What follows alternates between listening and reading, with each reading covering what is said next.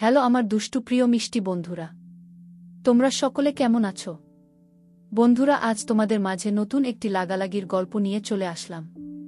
বন্ধুরা, গল্পটি শেষ পর্যন্ত দেখলে আপনার দাঁড়িয়ে যাবে, আপনারা হাতের কাজ করতে বাধ্য হবেন। চলুন বন্ধুরা, গল্পটি শুরু করি। মা, আমি না এলে কি হতো না? না হতো না। তোর ফুপু ফুপা কি ভাবত, আর তোর বাবা ও রেগে যেত। আর এসে তো তোর কোনো ক্ষতি হচ্ছে না গি। একরাশ হতাশা নিয়ে অদ্রিকা তার মা শাহানা বেগমের দিকে তাকিয়ে বলল, আমার ভালো লাগছে না মা, মাথাটা ঘুরাচ্ছে। এই শরীরে আমাকে তোমরা বিয়ে বাড়িতে না আনলেও পারতে গু। এটা কি ধরনের কথা অদ্রি? একমাত্র ফুপুর ছেলের বিয়েতে আসবি না? আসব না সেটা বলিনি, কিন্তু শাহানা বেগম এ পর্যায়ে ভ্রু কুঁচকে বলল, বেশি কথা না বলে চুপচাপ শুয়ে থাক। এতটাও অসুস্থ না তুই। আমি একটু তোর ফুপুর কাছ থেকে ঘুরে আসি গু। অদ্রিকা মায়ের কথা শুনে চুপচাপ লক্ষ্মী মেয়ের মতো শুয়ে পড়ল। ইদানিং তার শরীরটা ভালো যাচ্ছে না। জ্বর, ঠান্ডা, শরীর ব্যথা, মাথা ঘোরানি, বমি বমি ভাবসহ আরও অনেক রোগ লেগেই আছে। অবশ্য এগুলো তো শরীরের রোগ, মেডিসিন নিলে ধীরে ধীরে ঠিক হবে। অথচ তার মনে যে রোগটা হয়েছে তার কি হবে, এটার জন্য কি কোনো মেডিসিন আছে? কটকটে সবুজ রং এর সিল্কের পাঞ্জাবি, চোখে মোটা ফ্রেমের গ্লাস পরে ছাদের এক কোনায় বসে আছে ইমতিয়াজ। মাথা ভর্তি চুলগুলো আগোছালো। বোঝাই যাচ্ছে তার সোজা সোজা চুলগুলো জেল দিয়ে খাড়া করে রাখার চেষ্টায় সে আজ ব্যর্থ। মৃদু বাতাসে তার সামনের কিছু চুল ফর্সা কপাল বেয়ে চশমার উপর এসে পড়ছে। গোল দুটো ছোট ছোট চোখ দিয়ে সে একমনে তাকিয়ে আকাশের সৌন্দর্য উপভোগ করছে, আর পুরু ঠোঁট দিয়ে সিগারেট শুষে নিচ্ছে। হঠাৎ পিছনে কারো উপস্থিতি টের পেয়ে পিছনে তাকিয়ে সিগারেটটা হাত থেকে ফেলে মুচকি হেসে বলল, কিছু বলবে মা? হ্যাঁ। তুই কি আখিকে একবার কল করে কথা বলতে পারবি? আখির কথা শুনে ইমতিয়াজের ঠোঁটের এর হাসি এক নিমিষে মিলিয়ে গেল। সে বিব্রত ভঙ্গিতে উঠে দাঁড়াতে দাঁড়াতে বলল, পারব উ। নাম্বারটা না নিয়ে কোথায় যাচ্ছিস? হাঁটা থামিয়ে দিয়ে ইমতিয়াজ তার মা আয়েশা বেগমের দিকে তাকিয়ে বলল, মা, আমার ফোনে কথা বলাটা পছন্দ না আগে। আজ বাদে কাল ওর সাথে তোর বিয়ে, অথচ ওর সাথে একবারও দেখা করলি না তুই। অন্তত ফোনে কথাটা তো বলতে পারিস কি? বিয়ের পরেই না হয় একবারে কথা বলবো উ। একটা আন্ডারস্ট্যান্ডিং এর ব্যাপার আছে ইমতি।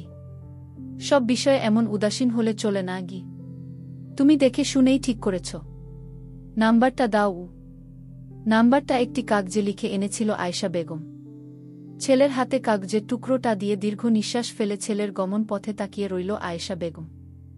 ঢাকার মাঝে নিজস্ব বিশাল এক আটতলার বাড়িতে স্বামী সন্তান নিয়ে বসবাস করে সে। এই যুগে ঢাকা শহরে নিজস্ব বাড়ি থাকা মানেই অনেক কিছু। অবশ্য তাদের শুধু এখানেই না, গ্রামেও দুইটা বিশাল বিশাল বাড়ি আছে। টাকা পয়সার অভাব নেই বললেই চলে। কোনো দিন টাকার অভাব কি সেটা বুঝতে ও দেয়নি তার স্বামী আফজাল সাহেব। পরশু তাদের ছোট ছেলে ইমতিয়াজের বিয়ে। এটাই তাদের বাড়ির শেষ বিয়ে। তার বড় এক ছেলে আর মেয়ের বিয়েটাও সেরে ফেলেছে এর মাঝে। শেষ বিয়ে হিসেবে তেমন একটা হইচই অবশ্য হচ্ছে না। পুরো বাড়ির বাইরে আলোকসজ্জায় ভরে আছে, অথচ বাড়ির ভেতরটা কতটাই না নির্জন। অবশ্য যার বিয়ে তার নিজেরই মনে কোনো হইচই নেই, প্রফুল্লতা নেই। সেখানে বাড়ির অন্যজন আর কি করবে? আয়েশা বেগম যখন এসব একমনে ভাবছিল ঠিক তখনই শাহানা বেগম তাকে ডাকতে ছাদে এল। আয়েশা বেগমরা দুই ভাই বোন। তার ছোট ভাই আজিজ সরকার গ্রামের একটা স্কুলের মাস্টার। ইমতিয়াজের বিয়েতে যে তারাও এসেছে এটা একদম ভুলে গিয়েছিল আয়েশা বেগম। কিন্তু তার ছোট ভাইয়ের স্ত্রী শাহানাকে দেখে মনে পড়ল তার। অনেকটা কেঁপে উঠেই বলল সে, কখন এসেছ তোমরা? জিবি আপা, কিছুক্ষণ হলো। মেয়েটার শরীর একদম ভালো না আপা, আসতেই চাইতেছিল না, জোর করে আপনার ভাই নিয়ে এসেছে। তার একটাই কথা, ভাগনের বিয়েতে কি দেরি করে এলে হয়? আরে এখানে দেরির কি হলো আপা বলেন তো? মেয়েটার দিকেও তো তাকাতে হবে। আর মেয়ে আমার গতকালই ভার্সিটি থেকে গ্রামে আসছে আর আজই জোর করে ঢাকায় নিয়ে এল। আপনার ভাইটা খুব বেশি বাড়াবাড়ি। অন্যমনস্ক হয়ে আয়েশা বেগম চুপচাপ তাকিয়ে রইল শাহানা বেগমের দিকে। শাহানা বেগমের কথাগুলো তার এখন আর কানে আসছে না। সে এখন গভীর এক চিন্তায় ডুবে আছে। এই চিন্তার শেষ কোথায়? পুরো নাম অদ্রিকা সরকার। সংক্ষেপে সবাই অদ্রি বলে ডাকে অদ্রিকাকে। আজিজ সরকারের আদরের একমাত্র মেয়ে অদ্রি। রাজশাহী ভার্সিটিতে সাইকোলজি ডিপার্টমেন্ট থেকে অনার্স করছে সে। 3 বর্ষের পরীক্ষা শেষে গতকালই গ্রামের বাড়িতে এসেছিল কিছুটা সময় কাটাতে। কিন্তু তা আর হয়ে উঠল না। বাবা মার চাপাচাপিতে ঢাকায় আসতে হলো তার ফুফাতো ভাইয়ের বিয়ে অ্যাটেন্ড করতে। বিয়েতে এসেছে ঠিকই, কিন্তু কিছুতেই বিয়েটা এনজয় করতে পারছে না সে। শরীরটা সায় দিচ্ছে না কিছুতেই। অদ্রি বিছানায় শুয়ে কানে ইয়ারফোন গুজে কুয়াশা শুনছিল। কুয়াশাটা শুনতে তার কেন যেন খুব বেশি ভালো লাগে। সময় পেলেই কুয়াশা নিয়ে বসে সে, বিশেষ করে রাতে। হোস্টেলে থাকতে অদ্রি আর শেফা মিলে আলো বন্ধ করে কাঁথার মাঝে মাথা ঢুকিয়ে ফুল সাউন্ড দিয়ে চুপচাপ কুয়াশা শোনে। আর এক একটা গল্পে ভয়ে কেঁপে কেঁপে উঠে শরীর। তারপর ও রাত জেগে কুয়াশা শোনাটা তাদের 2 বান্ধবীর অভ্যাসে পরিণত হয়েছে। দরজায় করার আওয়াজ শুনে অদ্রি চোখ মেলে তাকিয়ে হাসি মুখে উঠে বসতে বসতে বলল, কেমন আছো ভাবি? আয়েশা বেগমের বড় ছেলে ইফতেখারের স্ত্রী সীমা অভিমানী স্বরে বলল, কথা বলিস না একদম। এসে একবারও আমার খোঁজ নিতে গিয়েছিলি? অদ্রি তাচ্ছিল্যের একটা হাসি দিয়ে বলল, সরি ভাবি, আসলে শরীরটা ভালো না গি হয়েছে। আর অজুহাত দেখাবি না। এসেই মহারানী ভিক্টোরিয়ার মতো রুমে এসে উঠেছিস। বের হতাম একটু পর। ভাইয়া কেমন আছে? ওর কথা আর বলিস না। মনে হচ্ছে ওর ভাইয়ের না নিজের বিয়ে। এত লাফালাফি করছে, অসহ্য লাগছে একদম। আর ওদিকে বর মহাশয় চুপ করে ঘরের দরজা লাগিয়ে বসে আছে। গিউ আসল কথাই তো বললাম না। আমি পার্লারে যাচ্ছি, তুইও চল। দিনে দিনে চেহারার কি হাল করেছিস, কাল হলুদ, আজকের মাঝে চেহারাটা পাল্টে ফেলবি। উফ! অদ্রি হাই তুলতে তুলতে বলল, সম্ভব না, আমি এখন ঘুমাবো গু। উফ বলছি এখনই গু। অদ্রির কোনো কথা না শুনে সীমা অদ্রিকে হাত ধরে টেনে উঠিয়ে পার্লারের উদ্দেশ্যে বের হল। অদ্রিও তেমন একটা বাধা দিল না। অদ্রির সীমা ভাবিকে খুব বেশি ভালো লাগে। কতটা মিশুক হলে এতটা আপন করে নিতে পারে সবাইকে, এটা সীমাকে না দেখলে জানত না অদ্রি। বড়লোক ঘরের মেয়ে, এই যুগের সাথে তাল মিলিয়ে চলতে তার জুড়ি নেই, যথেষ্ট স্মার্ট, স্টাইলিশ। তবুও এ নিয়ে তার মনে কোনো অহংকার নেই। সবার সাথে কত স্বাভাবিকভাবেই না মিশে সে। অবশ্য এতে ইফতেখার ভাইয়ার হাতও আছে। ভাইয়া যদি পথ চলতে তাকে সাহায্য না করত তাহলে এতটা পথ সে একা এতটা সহজভাবে পেরিয়ে আসতে পারত না। প্রত্যেকটা স্বামীরই উচিত তার স্ত্রীর প্রত্যেকটা পদক্ষেপে তার পাশে দাঁড়ানো। তেমন স্ত্রীরও উচিত স্বামীর প্রত্যেকটা সিদ্ধান্তে তার সাথে থাকা। আর সেই কাজটা ইফতেখার ভাই আর সীমা ভাবি অনেক ভালো করেই করে, এটা তাদের মাঝের বন্ধনটা দেখেই বোঝা যায়। Hello hello.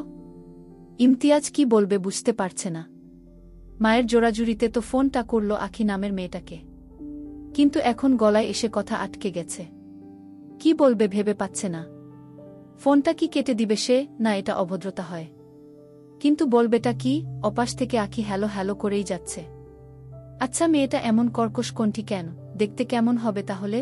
কালো, মোটা, নাক বোচা টাইপের কোনো মেয়ে নাকি হলে হবে? এতে এত ভাবার কি আছে? মা যেহেতু ঠিক করেছে, অবশ্যই স্ট্যাটাস বুঝে শুনেই কোনো মেয়েকে বউ করে আনার সিদ্ধান্ত নিয়েছে।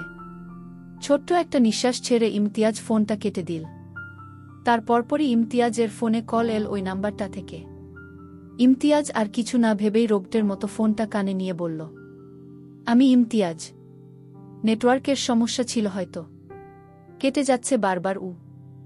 আখি ইমতিয়াজের কথা শুনে যেন প্রাণ ফিরে পেল। এতদিন হলো বিয়েটা ঠিক হয়েছে, অথচ ইমতিয়াজ নামের লোকটি একবারও ফোন করেনি তাকে।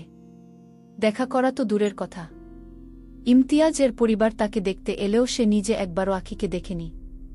ইমতিয়াজের মার পছন্দেই তাকে হাতে আংটি পরিয়ে বিয়েটা পাকাপোক্ত হয়েছে। আখিও ইমতিয়াজের ছবি দেখে অমত করেনি। এমন চেহারার ছেলে পাওয়া ভাগ্যের ব্যাপার। আর সে নিজে যদি পেয়েই যায় তাহলে অবশ্যই না করবে না। কিন্তু যেহেতু ইমতিয়াজ নিজে আখিকে দেখতে আসেনি, সেহেতু এখানে কিছু গড়বড় অবশ্যই আছে। কিন্তু ইমতিয়াজের পরিবার ব্যবসায়ী ঝামেলা বলে বিষয়টা কাটিয়ে দিয়েছে। আর সবাই এটা মেনে নিলেও আখির মনের ভেতর কেমন জেম খচখচ করছিল। কিন্তু মাত্র পাওয়া ইমতিয়াজের ফোনটা পেয়ে তার মনটা লাফিয়ে উঠেছে। নাম্বারটা আখির ফোনে সেভই ছিল। বাবার ফোন থেকে চুপ করে নাম্বারটা জোগাড় করেছে সে। তারপর থেকেই অপেক্ষার প্রহর গুনছিল, কবে কল দিবে ইমতিয়াজ। অবশ্য আখি নিজেও কল করতে পারত, কিন্তু বিষয়টা ভালো দেখায় না। মনে হয় বিয়ের জন্য পাগল হয়ে আছে সে। কথা বলছেন না যে? ইমতিয়াজের কথায় আখির চিন্তায় ছেদ পড়ল। তার এখন খুশিতে নাচতে ইচ্ছা করছে, কিন্তু এটা এখন সম্ভব না। কথাটা বলে তারপর না হয় একটা ড্যান্স দেওয়া যাবে। তাই আপাতত নাচার ইচ্ছাটা দমন করে আখি লাজুক ভঙ্গিতে বলল, না মানে আপনি ভালো আছেন? জিবি। আপনি? এতক্ষণ ছিলাম না, কিন্তু এখন আছি। ইমতিয়াজ আর কি বলবে ভেবে না পেয়ে বলল, অহ, আমি কিন্তু আপনার চেয়ে অনেক ছোট। এবার এইচএসসি দিব। সো প্লিজ আপনি আমাকে তুমি করে বলবেন গু। ইমতিয়াজ আখির কথাটা শুনে কিছুটা হতভম্ব হয়ে গেল।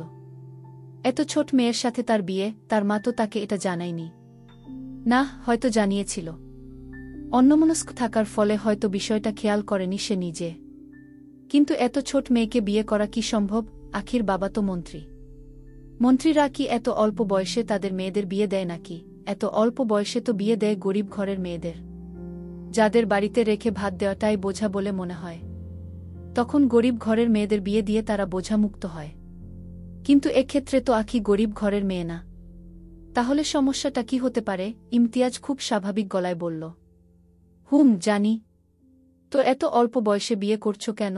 আর তোমার বাবাই বা দিচ্ছে কেন? কেন, অল্প বয়সে বিয়ে করা কি পাপ নাকি? অল্প বয়সের মেয়েদের বুঝি বিয়ে করতে ইচ্ছে করে না? বলেই জিহ্বাটা কামড় দিল আখি।